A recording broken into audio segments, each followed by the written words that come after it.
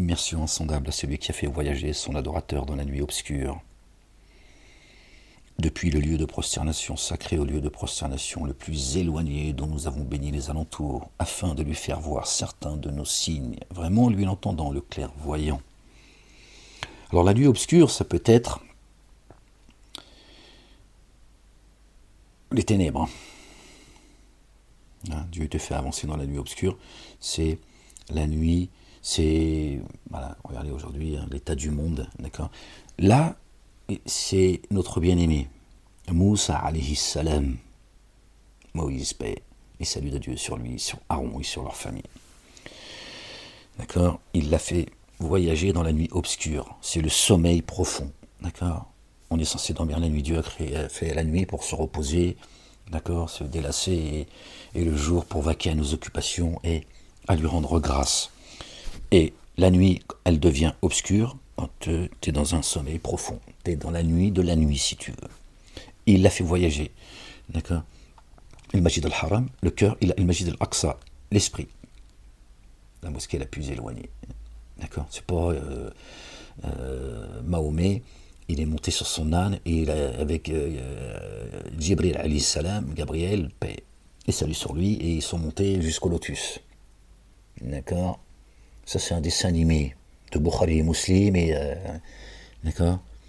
La réalité de notre monde, c'est à une certaine altitude, c'est fini. Tu peux plus, t'as plus d'accès. Hein. En avion, déjà, tu as vu, il y a tout un système pour que tu puisses respirer.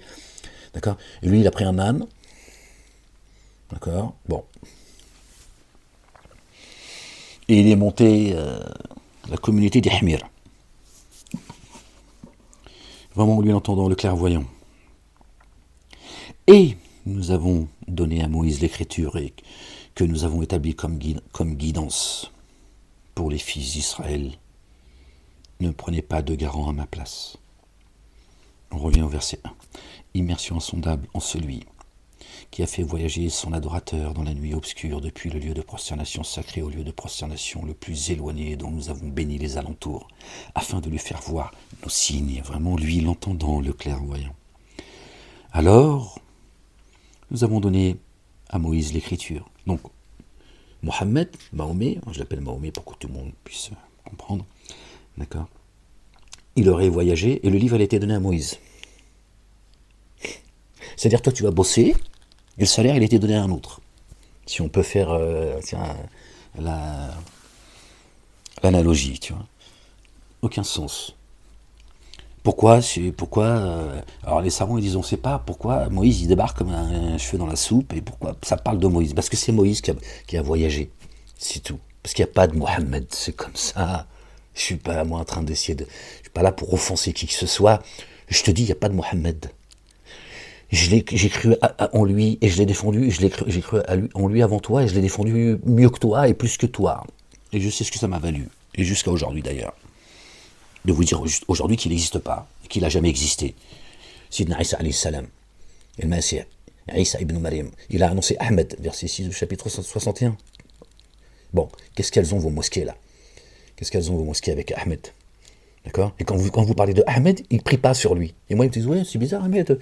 Quand je te parle de Mohammed, tu ne pries pas sur lui, tu pries sur tous les autres. Toi, quand je t'entends parler d'Ahmed, tu ne pries pas sur lui, parce que tu ne reconnais pas Ahmed. Pourquoi tu ne dis pas, alayhi salat wa salam, Ahmed, quand tu parles de Ahmed, puisque ça serait son nom dans les cieux, sur la lune, tout ça. D'accord. Oui, il n'y a rien qui va dans leur pensée, dans leur... tiens, il n'y a rien qui va. Jésus, il a annoncé à son époque, d'accord, de son statut de messager, aux enfants d'Israël, Ahmed. C'est ce que nous dit le Coran. D'accord. Il nous relate qu'il a dit aux enfants d'Israël, il y a un messager qui se présentera après moi, Asmuhu Ahmed. Et qui nous a dit que Ahmed c'est Mohammed? C'est vos hadiths. T'enlèves les hadiths, ça n'existe pas.